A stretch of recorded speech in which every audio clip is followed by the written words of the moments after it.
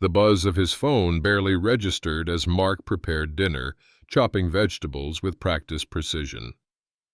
3 years with Khloe had settled into comfortable routine, him handling expenses while she pursued her creative ambitions, rent-free in his downtown apartment.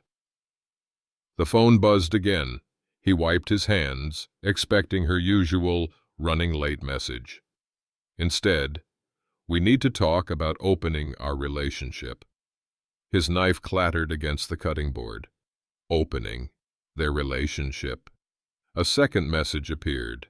"I need to explore my sexuality. But just me. You'd stay the same." Mark stared at the screen, pulse hammering in his temples. The sizzling pan began to smoke behind him, forgotten. 3 years of support, of building a life together, reduced to a unilateral declaration via text message. How was he supposed to respond to that? Mark woke before the alarm, as usual. Beside him, Khloe slept deeply, her blonde hair splayed across his pillow. He silenced the alarm before it could disturb her and slipped quietly from bed.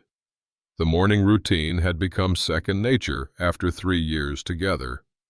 He showered quickly, started the coffee, and unloaded the dishwasher he'd filled last night. A small pile of Khloe's art supplies had migrated from her workspace to the kitchen counter. He organized them neatly before preparing breakfast. "Is that coffee?"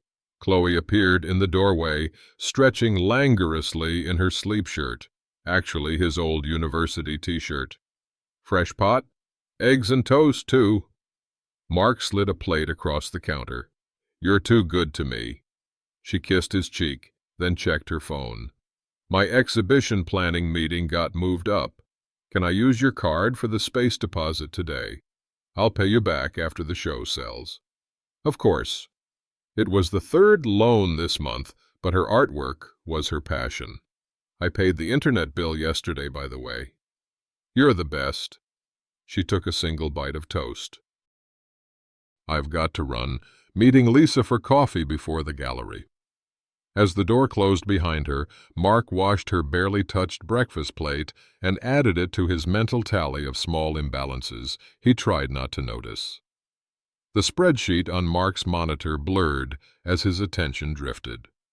His financial consulting firm valued his precision, but today his thoughts kept returning to Khloe. Last night, she'd barely looked up from her phone when he'd arrived home, third time this week. When had their conversations dwindled to logistics about bills and schedules? His phone buzzed with a text. "Networking dinner tonight with potential gallery contacts. Don't wait up, hearts." Mark sighed and typed a supportive response. Her career needed these connections. Still, another evening alone hadn't been what he'd planned. "Trouble in paradise?" His colleague David stopped by his desk, nodding at the phone. "Just schedule changes." Mark slipped the phone away, uncomfortable with the knowing look in David's eyes. "Rachel and I had that phase before we split. All phone, no talk." Mark frowned. "It's not like that. Khloe's focused on her career." "Sure, man." David's skepticism hung in the air as he walked away. Returning to his spreadsheet, Mark couldn't help cataloging other changes. Khloe's new passwords on her devices, her vague descriptions of where she'd been, her decreasing physical affection. Each observation triggered a flicker of anxiety he immediately suppressed. She was just busy, growing. Artists needed space. But as he finished his workday, a disquieting thought surfaced. When had he started making excuses for her behavior? Mark moved around the kitchen with quiet satisfaction, preparing a pasta dish Khloe particularly enjoyed. After a week of minimal connection, he'd decided on a proper dinner, some wine, real conversation. The apartment felt emptier these days, despite containing more of her things than ever: supplies, half-finished projects, clothes draped over furniture. He'd given her the second bedroom as a studio when she'd moved in, rent-free. His support was an investment in their future together. He checked his watch. She'd be home soon. His phone lit up with her name, and he smiled. Maybe she was letting him know she was on her way. "Can you talk? Need to discuss something important." He wiped his hands, wondering if the gallery had made an offer on her work. "Of course. Are you on your way home? Making your favorite pasta?"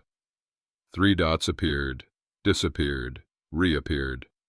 His pulse quickened inexplicably. "I've been doing a lot of thinking about us.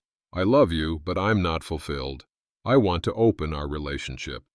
The wooden spoon slipped from his fingers, clattering against the stovetop. Another message appeared.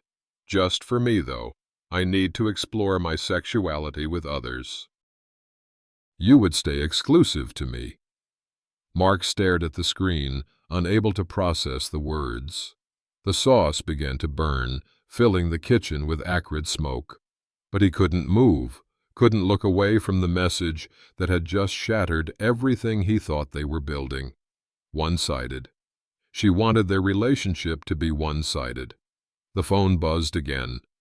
"Can I take your silence as a yes? Can I take your silence as a yes?" Mark finally turned off the burner, the acrid smell of burnt tomato sauce filling the kitchen. He stared at his phone, reading Khloe's messages again to make sure he hadn't misunderstood. "I need to process this," he typed, then deleted it. "We should talk in person," he wrote instead. The front door opened. "Hey, what's burning?" Khloe's voice called from the entryway. She appeared in the kitchen doorway, dressed in a new outfit he hadn't seen before. "I was just down the street when I texted." "Thought we could talk face to face." Mark turned to face her, phone still in hand. "Talk about how you want to sleep with other people while I stay faithful to you." She settled onto a bar stool, maintaining distance between them. "That sounds harsh when you put it like that. How would you put it?" "I'm on a journey of self-discovery," she said, her voice taking on the passionate tone she used when discussing her art. "I feel constrained by traditional relationship structures. This isn't about rejecting you. It's about expanding myself, by sleeping with other people, by exploring connections I've been curious about." She leaned forward. "You've always supported my growth, Mark. This is just another form of that. But you don't want me to have the same freedom. Your needs are different. You've never expressed interest in other people." She reached for his hand across the counter, but he pulled back. "This could make our relationship stronger. More honest." "More honest," he repeated, the word feeling hollow. "I need this, Mark. I've felt suffocated lately." He looked around their apartment, his apartment technically, filled with everything she needed. "When do you want to start?" "So you're okay with it?" Her eyes brightened. "I didn't say that." But even as he spoke, he knew he was already considering it. 3 years of love and shared dreams. Was he ready to lose that? "I need time to think." "Of course." She slid off the bar stool. "Take all the time you need. I love you, Mark. This doesn't change that." But as she walked away, Mark knew everything had already changed. Long after Khloe had gone to bed, Mark sat in the dim light of his laptop. The burnt dinner remained untouched, his appetite gone. Instead, he found himself diving into article after article about open relationships. "Successful non-monogamy requires comprehensive consent from all parties," read one relationship therapist's blog. "Without mutual enthusiasm, it's a recipe for disaster."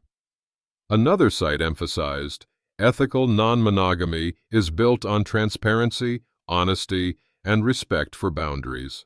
One-sided arrangements rarely succeed. Mark scrolled through dozens of personal accounts. Some described flourishing, open relationships, but these invariably featured extensive communication, clear agreements, and reciprocal freedoms. He couldn't find a single success story that resembled what Khloe had proposed. A forum discussion caught his attention. My girlfriend wanted an open relationship just for her. I agreed because I was afraid of losing her. 6 months later, she left me for someone she met during her exploration. I wish I'd recognized the red flag. The responses were unanimous. That wasn't an open relationship. It was permission to cheat. Mark closed his eyes, the screen's glow burning against his eyelids. The knot in his stomach tightened as clarity began to replace confusion. What Khloe wanted wasn't a mutual growth opportunity. It was a fundamental renegotiation of their relationship on unequal terms. He opened their text history, noticing how her messages had grown increasingly vague about her whereabouts over recent weeks. The last time she'd initiated intimacy between them had been, he couldn't even remember. A thought surfaced that he'd been suppressing. What if she wasn't asking permission to start exploring, but for retroactive approval of what she'd already begun? They met at a cafe the following afternoon, neutral territory that Mark had suggested. Khloe arrived 15 minutes late, flustered and apologetic. Sorry, got caught up with Lisa discussing the exhibition. She settled across from him, her expression hopeful. Have you had time to think? Mark nodded, hands wrapped around his coffee mug. I've been doing some research on open relationships. Research? She laughed lightly. Always the analyst. I wanted to understand what makes them work. He met her eyes directly. Everything I found emphasizes mutual consent, equal freedom, and complete honesty. Khloe shifted in her seat. Everyone's relationship is different. We need to find what works for us or for you. Don't be like that. She reached for his hand. I'm trying to be honest about my needs. I appreciate honesty, Mark said carefully. So I need to ask you something. He slid his phone across the table, open to a social media post from the previous week. One of Lisa's photos, showing Khloe with her arm around a man Mark had never seen, looking decidedly more than friendly. Is this what prompted your sudden interest in opening our relationship? Khloe's face flushed. You're checking up on me? Lisa tagged you. It showed up in my feed. He's just someone from the art community. Her eyes darted away. Nothing's happened. Yet, Mark added quietly. This is exactly why I wanted to have this conversation, she said, voice rising, so I wouldn't have to sneak around or feel guilty about natural attractions. So you've already decided. I haven't acted on anything, she insisted, but her expression betrayed her. Mark felt something shift inside him, pain transforming into a strange, calm clarity. How long, Khloe? How long what? How long have you been planning this, or has something already started? She stared at her untouched coffee. We met 3 weeks ago. We've just talked, mostly. Maybe flirted a little. A pause. He kissed me once. The admission hung between them, confirming what Mark had already begun to suspect. She hadn't been asking for his consent. She'd been seeking his permission for what she'd already set in motion. 2 days after Khloe's confession, Mark suggested meeting at Rosetta's, an Italian bistro equidistant from both their workplaces. He arrived early, selecting a corner table that offered privacy without isolation. The restaurant's ambient noise would provide a buffer for what promised to be a difficult conversation. Khloe arrived looking polished and hopeful, sliding into the seat across from him. Thanks for suggesting this, she said, unfolding her napkin. I've been worried about us. I've been doing a lot of thinking, Mark began, after they'd ordered. If we're going to try this, and I'm not saying I've decided yet, we need clear boundaries. Khloe nodded eagerly. Of course, whatever makes you comfortable. First, complete honesty about who you're seeing and when. No surprises, like finding out on social media. Absolutely. I want this to be above board. Second, regular check-ins about how we're both feeling. That makes sense. She reached for his hand across the table. This time, he didn't pull away. Third, safety protocols. Regular testing, protection, always. She winced slightly but nodded. Oh, of course. And fourth, this is important, Khloe. A two-way door. If either of us decides this isn't working, we close the relationship again and reassess. So it might not be permanent? Her enthusiasm dimmed noticeably. Nothing in life is guaranteed. Isn't that what this is about? Exploration without certainty? She seemed to consider this, then smiled. You're right. I'm just glad you're willing to try. I really do love you, Mark. I want to believe that. He squeezed her hand. One more thing. I need time before this starts. A couple weeks to adjust to the idea. Of course, she agreed quickly. Whatever you need. As they finished their meal, Mark felt cautiously optimistic. Maybe they could navigate this together. Maybe her honesty, however painful, was the foundation for something stronger. So we have an agreement? He asked as they prepared to leave. Absolutely, she said, leaning in to kiss him. I promise this will bring us closer, not push us apart. Mark wanted desperately to believe her. The following weeks brought an unexpected calm to their relationship.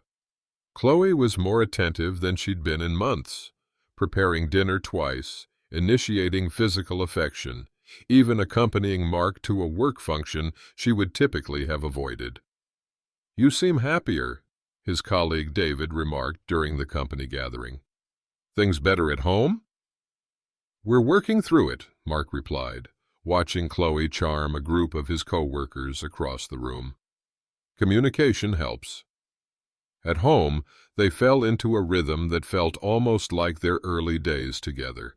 Shared breakfasts, texts during the day, evening walks through the neighborhood. Khloe even reorganized her art supplies that had colonized their shared spaces.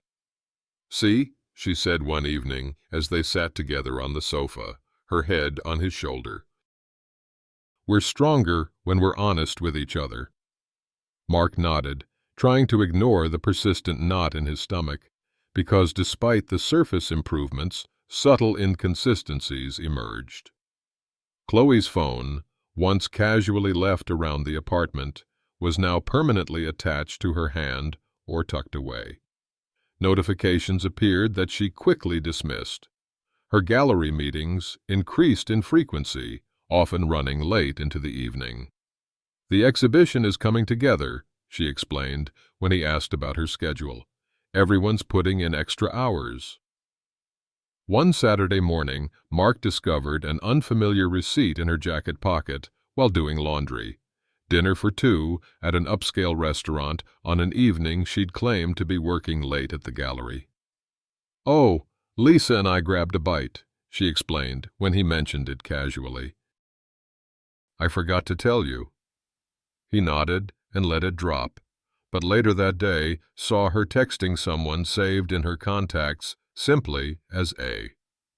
That night, while Khloe slept beside him, Mark stared at the ceiling and admitted to himself what he'd been trying to deny. Their agreement about waiting hadn't been honored. The improved relationship was merely a performance, one designed to keep him complacent while she pursued what she truly wanted. Mark hadn't planned to look. He still wanted to believe in Khloe's promises, despite mounting evidence to the contrary. But when her laptop chimed with an email notification while she was in the shower, the preview that flashed across the screen caught his attention. Financial planning for next steps. He hesitated, his sense of privacy warring with growing suspicion. The shower continued running. He moved to the desk and opened the email thread. The message was from someone named Alex. The mysterious A from her contacts, he realized. As he scanned the exchange, his stomach clenched.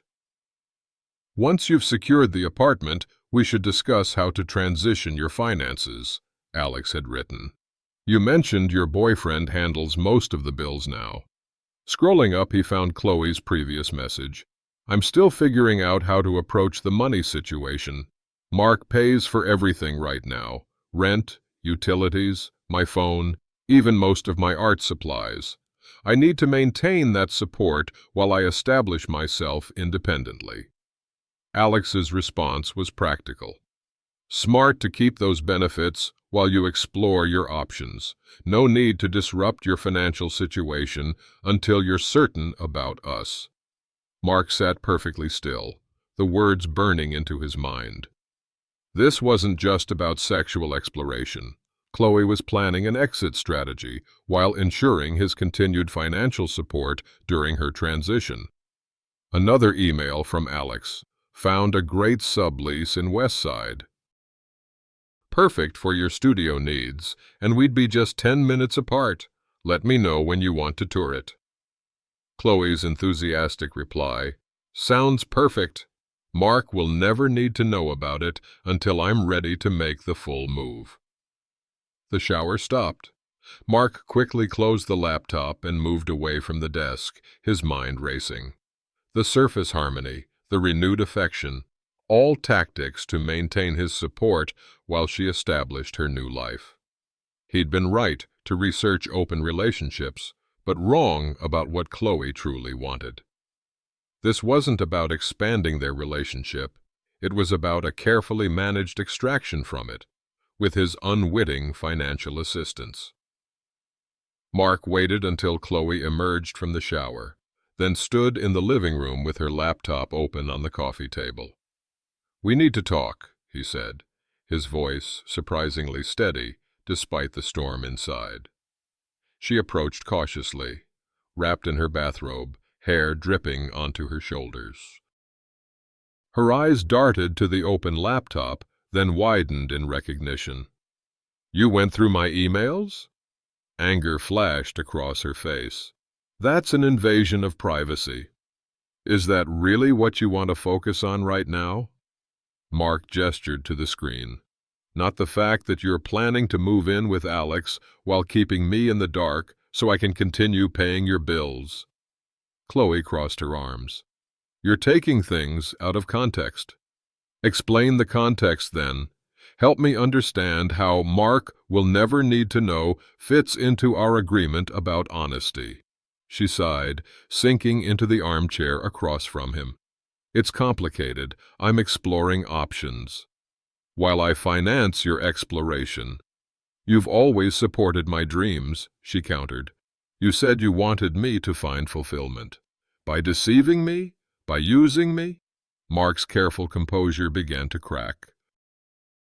"Did you ever intend to honor our agreement about waiting before seeing other people? I needed to know if there was something real with Alex before disrupting everything." "So, you've been sleeping with him?" She didn't deny it. "It just happened. We connected on a deeper level. While I've been here, trying to make our relationship work, paying for everything, believing your lies." Mark's voice rose, despite his efforts to control it. "Do you have any idea what that feels like?" "You're making me sound calculating," she protested. "I'm just trying to figure out my life." "At my expense." The dam broke. 3 years, Khloe. 3 years of supporting you, believing in us, and you were planning your exit strategy behind my back. "It's not like that. It's exactly like that. The emails spell it out perfectly. You want to keep me paying while you establish yourself with someone else." She stood, pulling her robe tighter. "You're twisting everything." "I care about you, but I need space to figure things out." "Space in an apartment I'm unknowingly financing?" Mark shook his head, a hollow laugh escaping. "God, I've been such a fool. If you'd agreed to an open relationship from the start, This isn't about an open relationship. This is about honesty and respect, neither of which you've shown me." Khloe's expression hardened. "Maybe, if you weren't so controlling about money, I wouldn't need to be strategic." The accusation stunned him into momentary silence. "Controlling? I've paid for everything without complaint. I've supported your art career. I've—" He stopped, recognizing the futility. "You know what? You're right. This is my fault for not seeing who you really are." He closed the laptop and walked toward the door. "Where are you going?" she called after him. "Somewhere to think. Alone." He paused at the threshold. "Don't wait up." The night embraced Mark as he walked without destination, his mind replaying the confrontation on endless loop. Downtown lights blurred through unshed tears as he passed couples holding hands, laughing, sharing the connection he'd thought he had with Khloe. Hours later, exhausted, he found himself in a hotel room, sterile and impersonal, a fitting reflection of his emotional state. He sat on the edge of the bed, finally allowing the full weight of betrayal to crush him. Everything he'd believed about their relationship had been a construction, a narrative he'd wanted to believe. The signs had been there from the beginning. Her casual disregard for his contributions, her taking without reciprocating, her increasing distance. He moved to the bathroom, splashing cold water on his face. The mirror reflected a stranger, hollow-eyed, diminished. What kind of person had he become that someone could use him so callously? Had he been so desperate for love that he'd allowed himself to be exploited? Had his generosity been a form of self-sabotage, a way to buy affection he hadn't felt worthy of earning honestly? The questions hammered at him as he paced the small room. He'd built his identity around being the supportive partner, the stable provider. Who was he now that this foundation had crumbled? Mark collapsed onto the bathroom floor, back against the cold tile wall. Memories assaulted him, moments he'd cherished, now tainted with doubt. Had she ever truly loved him? Had anything between them been real? The worst pain came not from Khloe's betrayal, but from his own complicity. He'd ignored warning signs, rationalized imbalances, accepted scraps of affection as though they were feasts. He'd allowed himself to be diminished. Somewhere between midnight and dawn, curled on the hotel bed fully clothed, Mark confronted the emptiness at his core. He'd invested everything in someone who had seen him as a resource rather than a person. The realization brought not just pain, but a profound spiritual crisis. If he could be so wrong about someone he loved, what else had he misunderstood about himself and the world? In the darkest hour, a question formed that he'd never allowed himself to ask. What if being alone was better than being with someone who didn't truly see him? Morning light filtered through thin hotel curtains, waking Mark from fitful sleep. His phone showed multiple missed calls and texts from Khloe, ranging from angry, "How dare you walk out during a discussion?" to conciliatory, "Please come home so we can talk this through." He set the phone aside without responding. After a shower and coffee from the lobby, Mark returned to the apartment, uncertain what he would find.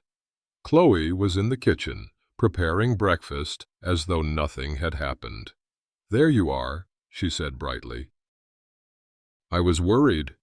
Mark didn't answer, setting his keys on the counter and observing her with new eyes. She moved around the space he paid for, using appliances he'd purchased, wearing clothes he'd funded, all while planning her departure.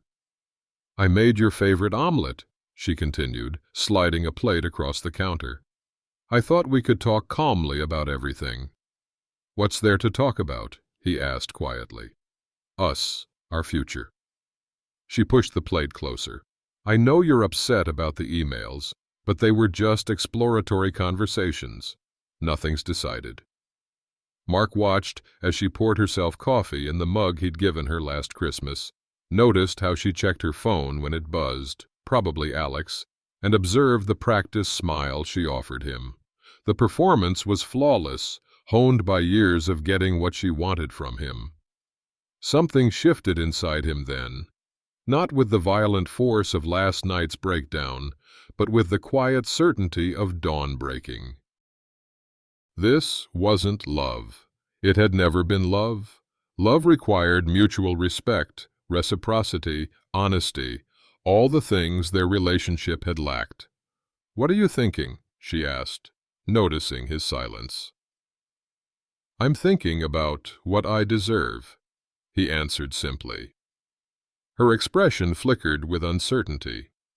"What do you mean?" "I deserve someone who values me for who I am, not what I provide." The words emerged with a clarity that surprised him. "I deserve honesty, reciprocity, respect." "I respect you," she protested. "No, Khloe, you don't." He spoke without anger now, just quiet conviction. "And I haven't respected myself either, but that's going to change." He didn't elaborate, didn't need to yet. The knowledge that had formed during his night of despair solidified in the morning light. He deserved better, not just from her, but from himself. The path forward wasn't yet clear, but the recognition of his own worth shone like a distant beacon, guiding him out of darkness. Khloe watched him, suddenly uncertain in the face of his calm. For the first time since they'd met, Mark felt the power dynamic shift. Not because he sought control, but because he had finally recognized his own value. The bathroom had always been Mark's sanctuary, the one place where, even in a shared apartment, he could find true privacy. This morning, he stood before the mirror with new purpose, hands braced on the sink's edge, studying his reflection with unflinching honesty. "Who are you?" he asked his reflection quietly. "Really?" Steam from the shower still clouded the edges of the mirror, but his face remained clear at the center, eyes shadowed from restless nights, expression more serious than he'd seen it in years. "You've been the supportive boyfriend," he continued, reaching for his razor. "The provider, the one who says yes, the one who gives and gives." Each statement punctuated by methodical preparation strokes. "But who are you without those roles?" He began shaving with precise, deliberate movements. This daily ritual of self-care suddenly felt symbolic, removing the growth of the past, revealing the clean foundation beneath. "You let someone take advantage of your generosity," he acknowledged, wincing at the truth's sting more than the razor's. "You ignored the imbalance because being needed felt like being loved." The realization settled in his chest, painful but clarifying. He'd confused support with self-sacrifice, generosity with self-erasure. "What do you actually want?" he asked his reflection, rinsing the blade. "Not what makes you useful to someone else. What do you want for yourself?" The answer came not in words, but in a feeling, a quiet dignity rising within him, a sense of worth independent of what he provided to others. He finished shaving, patted his face dry, and met his own gaze directly. "You deserve reciprocity," he told himself firmly. "You deserve respect. And it's time you showed that to yourself first."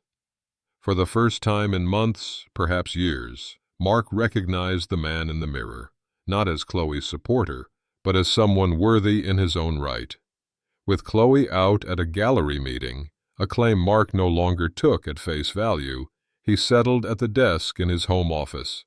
On the polished surface lay his laptop, financial statements, a legal pad, and a stack of neatly organized folders containing 3 years of records. This wasn't an emotional exercise, but a factual assessment. As a financial consultant, Mark understood the value of objective analysis. Today, he would apply those same skills to his relationship. He created a spreadsheet titled Relationship Balance Sheet, dividing it into columns: financial contributions, household responsibilities, emotional investment, and future planning. Under each, he listed specific items with estimated values or time commitments. Financial contributions revealed the starkest imbalance. Mark had paid 100% of the rent for their shared apartment, his apartment, legally speaking, for 3 years. Utilities, groceries, insurance, all covered by him. Even Khloe's cell phone remained on his plan. He calculated the total: over $87,000 in direct support. Household responsibilities showed a similar pattern. Mark handled approximately 70% of cleaning, 80% of cooking, and nearly all maintenance and repairs. He tracked hours spent, noting Khloe's contributions diminished steadily over time while his increased. Emotional investment proved harder to quantify, but no less revealing. He listed conversations initiated, compromises made, support offered during difficult times. Again, the pattern showed Mark giving substantially more than he received. Future planning told the final story. While Mark had discussed marriage, shared goals, and retirement planning, Khloe had consistently deflected or changed the subject. When finished, Mark sat back and reviewed the data dispassionately. The numbers didn't lie. What he'd experienced as minor imbalances in individual moments revealed themselves as a systematic pattern when viewed comprehensively. This wasn't a partnership. It was a one-sided arrangement where he provided nearly everything while receiving little in return. The revelation didn't bring anger. He'd moved beyond that, but rather a clear-eyed understanding. The relationship, as it existed, was fundamentally unsustainable. No amount of love or commitment could balance such profound inequity unless both parties acknowledged and addressed it. Mark closed the spreadsheet and opened a new document. It was time to plan his response. As evening settled over the apartment, Mark arranged his materials on the dining table: legal documents, account statements, a notepad filled with methodical lists, and his laptop displaying a carefully crafted timeline. Each item represented a boundary he would establish, not out of vengeance, but from self-respect. "Step 1, he murmured, highlighting the first item on his list: financial separation. He drafted emails to his bank requesting removal of Khloe's access to his accounts and credit cards. Not immediately. He wasn't cruel, but with a 2-week notice to allow her time to make arrangements.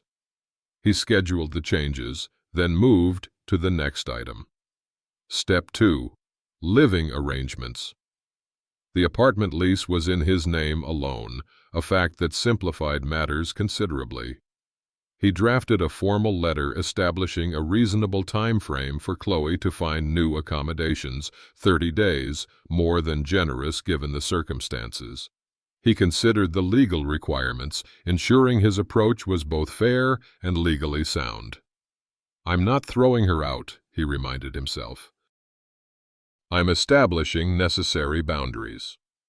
Next came utilities, subscription services, and insurance policies, each requiring specific actions to disentangle their lives.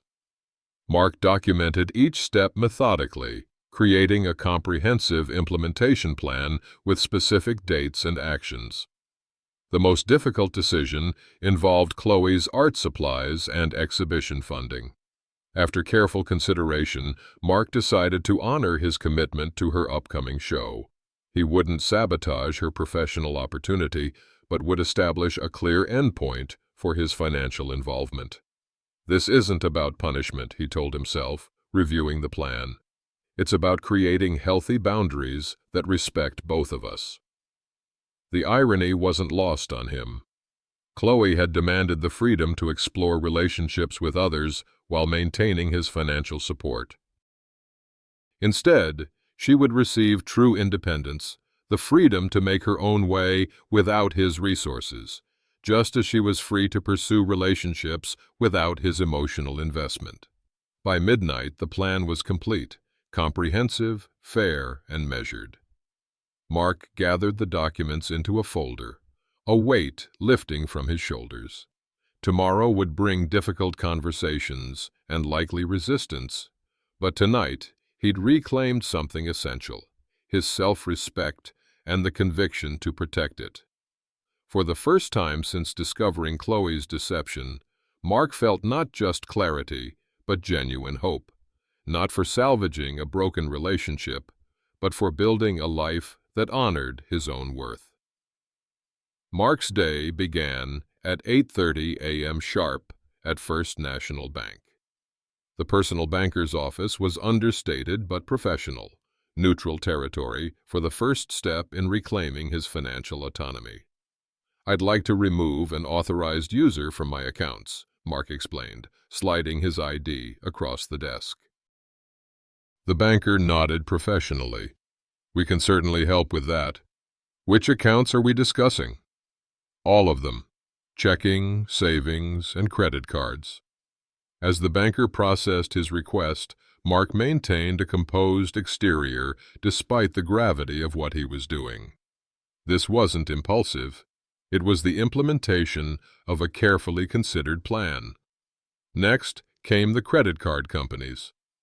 One by one, Mark called each provider, navigating automated systems and explaining his situation to representatives. He requested immediate removal of Khloe's authorized user status, declining offers to simply reduce her spending limits. "Complete removal, please," he repeated firmly. By noon, he'd moved to digital subscriptions, streaming services, delivery accounts, membership programs, methodically changing passwords, and removing payment information.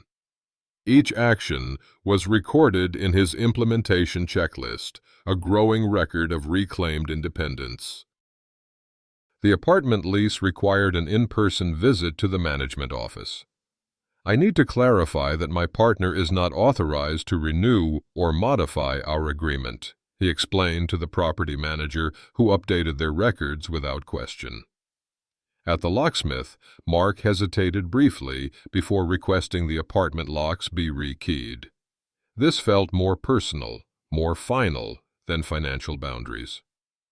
After a moment's reflection, he proceeded.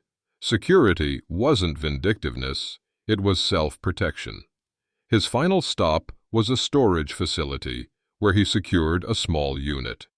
There he carefully stored irreplaceable items, family heirlooms, important documents, items of significant personal value, removing them from potential leverage or damage. By late afternoon, Mark had systematically severed every financial connection that Khloe might exploit. Each step had been taken without anger, without malice, simply the methodical implementation of necessary boundaries. Back in his car, he reviewed his checklist, every item marked complete. Now came the harder part, awaiting Khloe's reaction when she discovered the new reality he'd created. Mark was preparing dinner when he heard Khloe's key in the lock. He continued chopping vegetables, bracing himself for what would come. The first indication was a muffled exclamation from the entryway, followed by the sound of her trying the key again. Then came footsteps, rapid and forceful. "My key doesn't work." Khloe stood in the kitchen doorway, confusion giving way to indignation. "And my card was declined at lunch. What's going on?" Mark set down his knife and turned to face her. "I've made some changes to reflect our new situation." "What new situation?" Her voice rose. "What are you talking about?" "I've removed your access to my financial accounts. I've also had the locks changed. I'll give you a new key for now, but you'll need to find your own place within 30 days. Khloe stared at him, incredulous. You can't be serious. I've never been more serious. His voice remained calm. You wanted freedom to explore other relationships.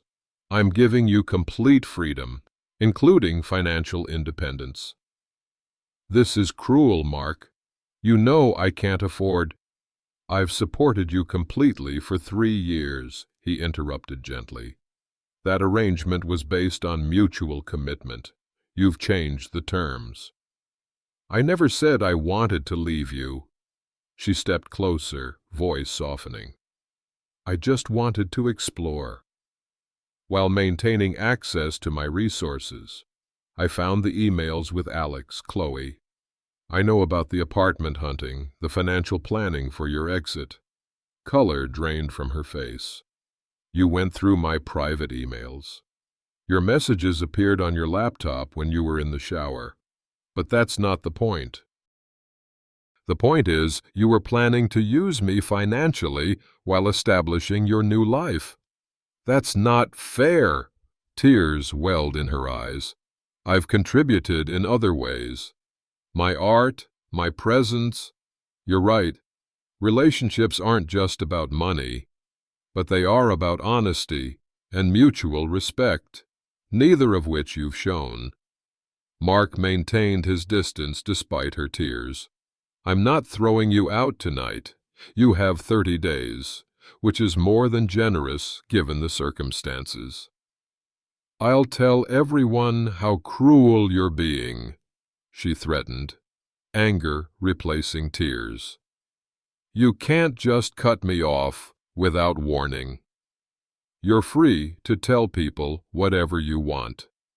The truth is, I've supported you completely while you planned to leave me. Now, I'm simply establishing appropriate boundaries. What about my exhibition, my supplies? You promised. I'll honor my commitment to your upcoming show, he said. That payment has already been made. But moving forward, you'll need to fund your own career. Khloe's expression hardened. You think you can just decide all this unilaterally? The irony of that statement isn't lost on me, Mark replied quietly. Wasn't it you who unilaterally decided to change our relationship? She had no response to that, only a glare before she stormed from the kitchen. Moments later, Mark heard the guest room door slam. He returned to chopping vegetables, hands steady despite the confrontation. The worst was over, or so he thought. The fallout began the next morning with a text from their mutual friend Rachel. Just heard from Khloe. Are you really kicking her out? That seems harsh. Mark crafted a measured response. There's more to the story. I've given her 30 days and am covering her exhibition costs. Rachel's reply came quickly. She's devastated, Mark. Maybe you two should talk this through? Similar messages followed throughout the day. Some friends immediately took Khloe's side. Never thought you'd be so heartless, wrote one. Others reserved judgment. Sounds complicated. Want to grab coffee and talk. His colleague David caught him at lunch. Heard you and Khloe hit rough waters. Word travels fast, Mark observed. She called Rachel crying this morning. Said you changed the locks and cut off her money without warning. Mark sighed. Did she mention she was planning to leave me while continuing to use my financial support? David's eyebrows rose. No, that detail was omitted. I found emails outlining her exit strategy. I'm not preventing her from pursuing what she wants. I'm just not financing it. Makes sense to me, David nodded, though some people might not see it that way. That evening, Khloe's sister called, her voice tight with controlled anger. Khloe told me what you did. After everything she's sacrificed for your relationship, what exactly has she sacrificed, Jennifer? Mark asked quietly. Her independence, her 20s, She could have been living her own life instead of building one with you. The life she built with me was entirely funded by me. Now she wants to explore relationships with others while maintaining my financial support. That's her art career you're sabotaging. I've paid for every supply, every exhibition, every class for 3 years. I'm still covering her upcoming show. The conversation ended in a stalemate, but it was just the beginning. Over the next few days, social pressure mounted from unexpected directions. Even Mark's mother called, concerned about rumors she'd heard. "You've always been so generous, Mark. This doesn't sound like you." "Sometimes boundaries are necessary, Mom." The real shock came 1 week after implementing his plan. Mark returned home to find a legal envelope on the kitchen counter. Inside was a letter from Khloe's newly retained attorney claiming unlawful eviction and financial abandonment, demanding immediate restoration of access and threatening further legal action. Mark stared at the document, a complex mixture of emotions rising within him. He'd expected resistance, even anger, but legal threats were an escalation he hadn't anticipated. For the first time since implementing his plan, doubt flickered. Was he prepared for a legal battle? Could her claims have merit? He placed the letter on his desk, took a deep breath, and reached for his phone. It was time to secure legal counsel of his own. The mediation room was understated. Neutral tones, a polished conference table, water carafes at measured intervals. Mark sat on one side with his attorney, Elena Vasquez, her posture relaxed but alert. Across from them, Khloe fidgeted beside her own lawyer, a man whose expensive suit seemed designed to intimidate. "Let's begin," the mediator said, a woman in her 50s with decades of experience etched in the lines around her eyes. "We're here to address claims of unlawful eviction and financial abandonment brought by Ms. Warren against Mr. Bennett." Khloe's attorney leaned forward. "My client was abruptly denied access to her home and financial resources without proper notice, creating significant hardship and emotional distress." "I'd like to clarify several points," Elena countered calmly. "First, the apartment is solely in Mr. Bennett's name, with Mrs. Warren never contributing to rent or utilities. Second, all financial accounts are Mr. Bennett's property, with Mrs. Warren added only as an authorized user. Third, Mr. Bennett has provided 30 days' notice regarding living arrangements, which exceeds legal requirements for non-tenants." The mediator turned to Khloe's attorney. "Does your client dispute these facts?" "The arrangement was understood differently," he insisted.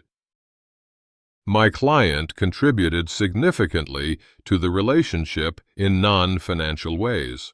There was an implied contract. We've provided documentation of all financial transactions," Elena interrupted, sliding a folder across the table. "Mr. Bennett has covered 100% of shared expenses for 3 years, totaling over $87,000. We've also provided evidence that Mr. Warren was planning to leave the relationship while continuing to access Mr. Bennett's resources." The mediator reviewed the documents, her expression remaining neutral. "Miss Warren, did you have a formal agreement regarding these financial arrangements?" Khloe shifted uncomfortably. "It was understood. I supported Mark's career by maintaining our home and—" "The documentation shows Mr. Bennett handled approximately 70% of household responsibilities as well," Elena noted. "And these emails?" The mediator held up printed copies of Khloe's correspondence with Alex.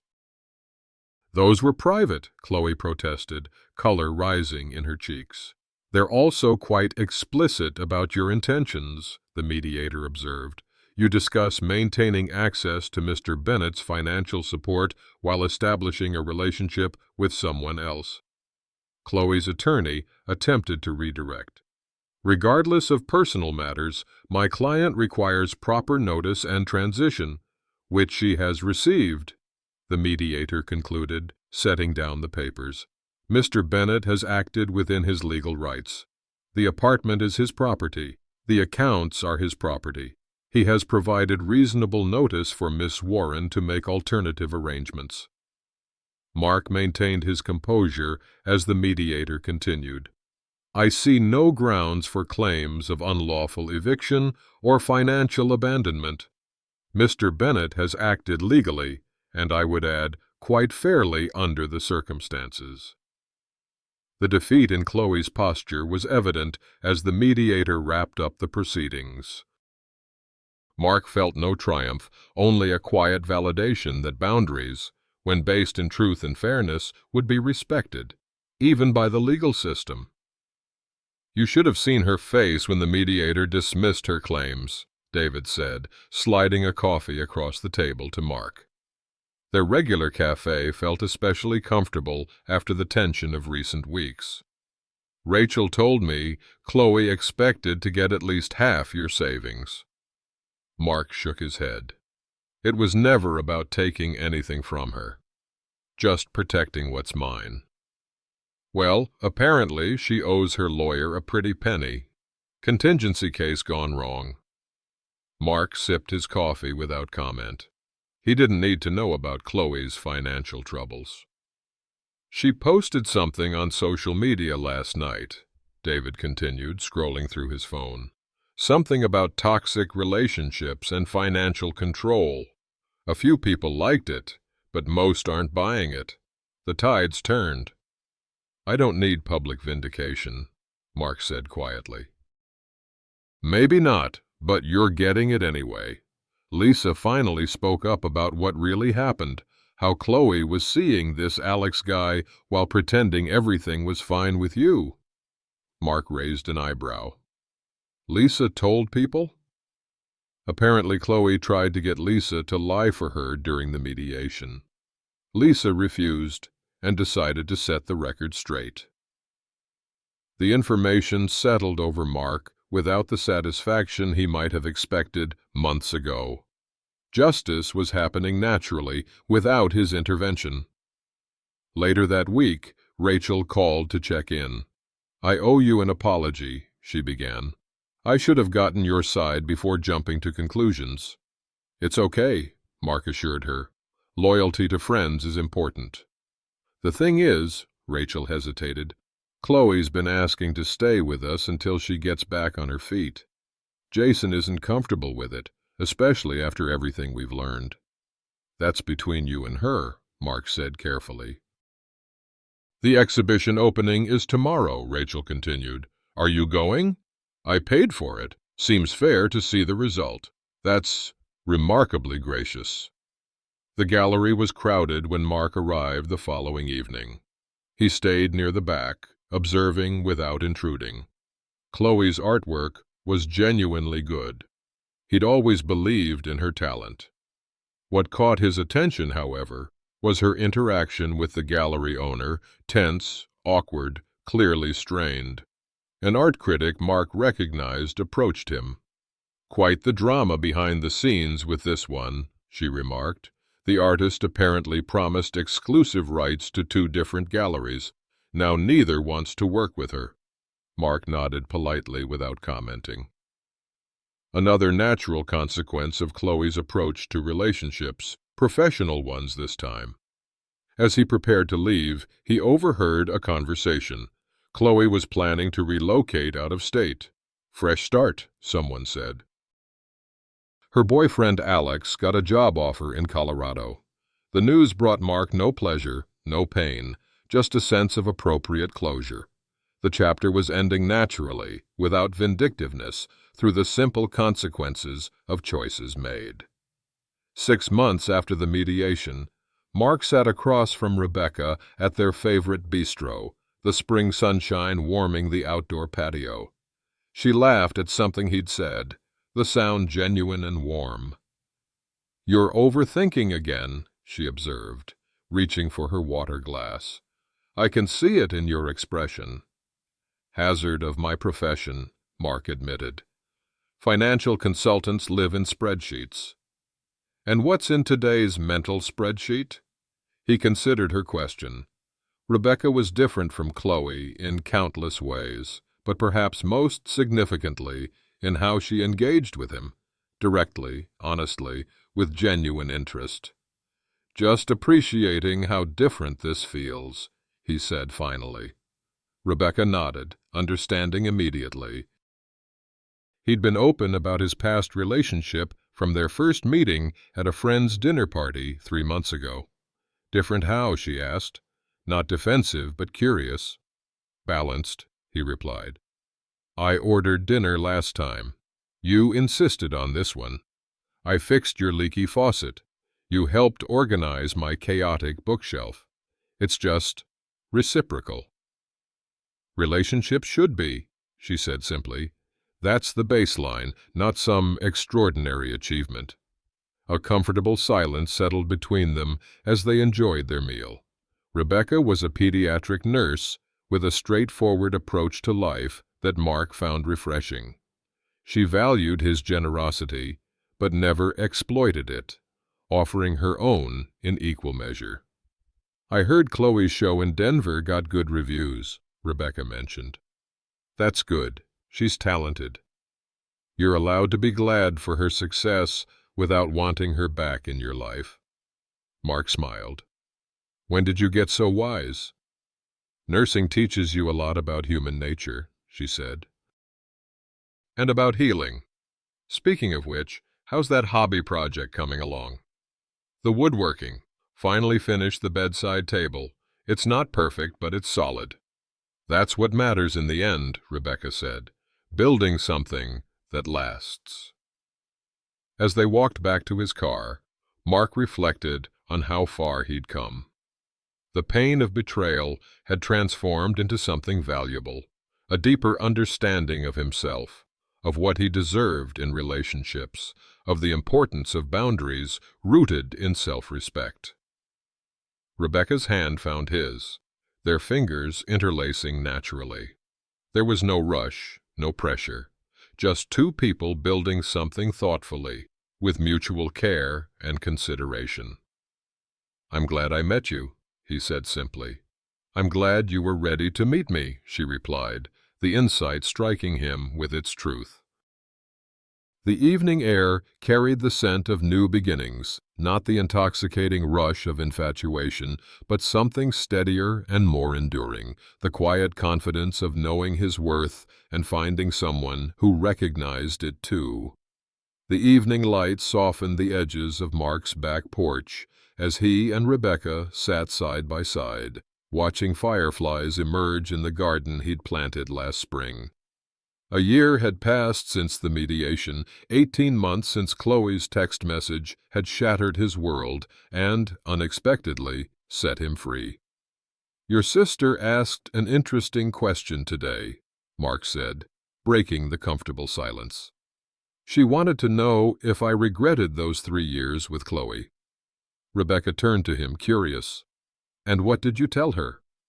"That pain can be a powerful teacher if we're willing to learn from it." He smiled, watching a firefly blink near the rosemary bush. "I don't regret the experience because I wouldn't be who I am without it." "And who is that?" Rebecca asked, her hand finding his on the porch swing. "Someone who understands that love without boundaries isn't really love at all." Mark's voice carried the quiet certainty of hard-won wisdom. "Real love honors both people's dignity. It doesn't diminish either person to elevate the other." A breeze stirred the wind chimes Rebecca had brought when she'd moved in 3 months ago, another symbol of their balanced partnership. "The strangest part," Mark continued, "is realizing that setting boundaries isn't selfish. It's actually the most loving thing you can do for yourself and the other person. It prevents enabling behaviors that ultimately harm both of you." "That's wisdom most people spend lifetimes trying to learn," Rebecca observed. "Most painful lessons are like that," Mark agreed. "They seem unbearable in the moment, but eventually you realize they were necessary for growth. As darkness settled around them, Mark reflected on his journey, from the shock of betrayal through the darkness of despair to the dawn of self-discovery. The path hadn't been easy, but it had led him to this moment of quiet contentment, to a relationship built on mutual respect and genuine reciprocity. "Some people never learn those lessons," Rebecca said softly. "Everyone has their own journey," Mark replied without judgment. "Mine taught me that we're all responsible for our own choices and their consequences, and that true partnership requires both freedom and responsibility, independence and commitment." The fireflies continued their luminous dance in the garden, symbols of light emerging from darkness, of beauty born from transformation, of hope restored through wisdom rather than naivety.